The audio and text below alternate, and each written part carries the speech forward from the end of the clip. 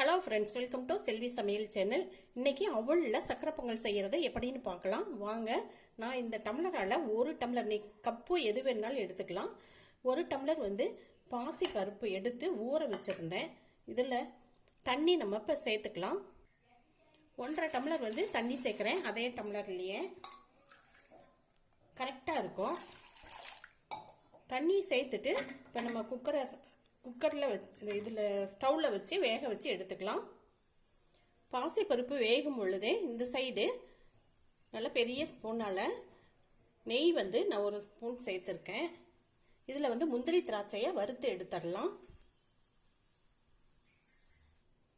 நெய் சூடானதும் இதில் சேர்த்துடலாம். நல்லா செவந்து வரட்டும். வந்த பின்னாடி இதை எடுத்துடலாம். நல்லா செவந்து வந்துருச்சு. திராட்சையும் நல்லா பபிள்ஸ் மாதிரி நல்லா உப்பி உப்பி வந்துருச்சு. இதை எடுத்துடலாம். எடுத்துட்டு இதே நெய்யிலேயே நான் ஒரு டம்ளர் அவல் எடுத்திருக்கேன். இதையை வறுத்து எடுத்துடலாம். ரொம்ப ரொம்ப லோ ஃப்ளேம்லேயே வச்சு வருங்க. நல்லா வறுப்பட்டு நல்லா பொரிஞ்சு வரும். அப்போ நம்ம எடுத்துடலாம்.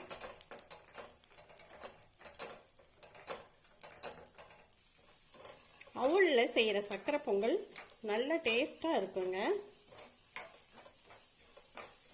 நல்லா பொரிஞ்சு வருது.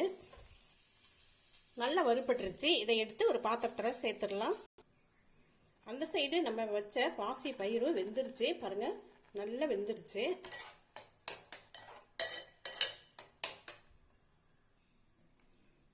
நான் ஒரு பாத்திரத்தை ஸ்டவ்வில் வச்சுட்டு தண்ணி 1.5 டம்ளர் நான் சேர்க்குறேன்.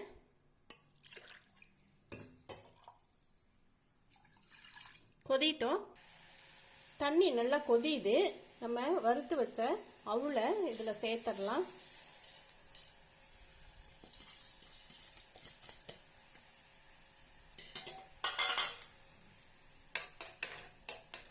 வேகட்டும். ஒரு 7-8 நிமிஷம் வேகட்டும். நான் கெட்டி அவல் சேர்த்துருக்கேன். கெட்டி அவலை எடுத்துக்கோங்க, ரொம்ப நல்லா இருக்கும். அவல் நல்லா ஒரு 7 நிமிஷம் ஆயிடுச்சு. அவல் நல்லா வெந்துருச்சு. நம்ம ஊற்றின தண்ணி கரெக்டாக இருந்துச்சு. அவளை பொறுத்தும் தண்ணி இழுக்கும். இப்போ நம்ம வேக வச்ச பாசிப்பருப்பை இதில் சேர்த்துடலாம்.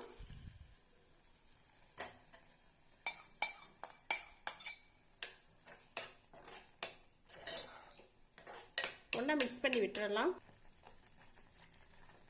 நல்லா எல்லாம் ஒன்றா நல்லா மிக்ஸ் பண்ணி விட்டாச்சு.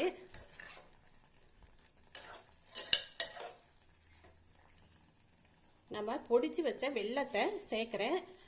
அவல் எடுத்த இதே டம்ளராலேயே நான் 1.5 டம்ளர் வெல்லம் சேர்க்குறேன்.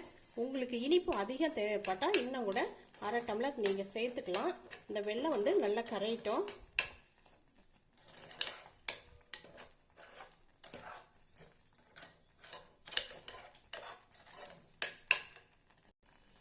எல்லாம் ஒன்றா நல்லா கலந்து வெந்துடுச்சு. நான் ஏலக்காய் தூள் ஒரு 1/4 டீஸ்பூன் சேர்க்குறேன். இனிப்பு சுவையை கூட்டுறதுக்காக ஒரு பிஞ்சு சால்ட் சேர்க்குறேன். சாமிக்கு நெய்வேத்தியம் பண்ணுறதுன்னா நீங்கள் சால்ட் சேர்க்க வேண்டாம். சால்ட் சேர்க்குறவங்க சேர்த்துக்கோங்க, அது அவங்கவுங்க விருப்பம்தான். பாருங்க, நல்லா வெந்துருச்சு. கடைசியாக நம்ம வறுத்து வச்ச முந்திரி திராட்சையை சேர்த்துட்றேன். லாஸ்ட்டாக மறுபடியும் 2 ஸ்பூன் நான் நெய் சேர்க்குறேன். லாஸ்ட்டாக அப்படி நெய் சேர்க்கும் பொழுது ரொம்ப நல்ல டேஸ்ட்டாக இருக்கும். இப்போ எல்லாம் ஒன்றா நல்லா கலந்து விட்டுறலாம்.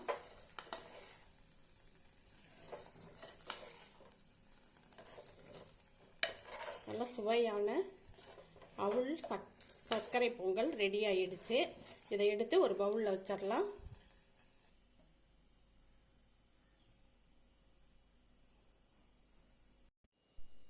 நல்ல ஸ்வீட்டான நல்ல ஒரு டேஸ்டான சர்க்கரை பொங்கல் ரெடி ஆயிடுச்சு. ரொம்ப நல்ல ஒரு டேஸ்ட்டில் இருக்குங்க. நீங்கள் இந்த வருஷம் கிருஷ்ண ஜெயந்திக்கு கூட சும்மா ஈஸியாக டக்குன்னு நான் பார்வைக்காக இதை அப்படியே வைக்கிறேன். செஞ்சு நெய்வேத்தியமாக வச்சு சாமி கும்பிட்டுக்கலாம். நம்ம அரிசியில் செய்கிற சக்கரை பொங்கல் மாதிரியே இது ரொம்ப நல்ல ஒரு டேஸ்ட்டில் இருக்கும். இந்த வீடியோ பிடிச்சிருந்துச்சுன்னா லைக் பண்ணுங்கள், ஷேர் பண்ணுங்கள்.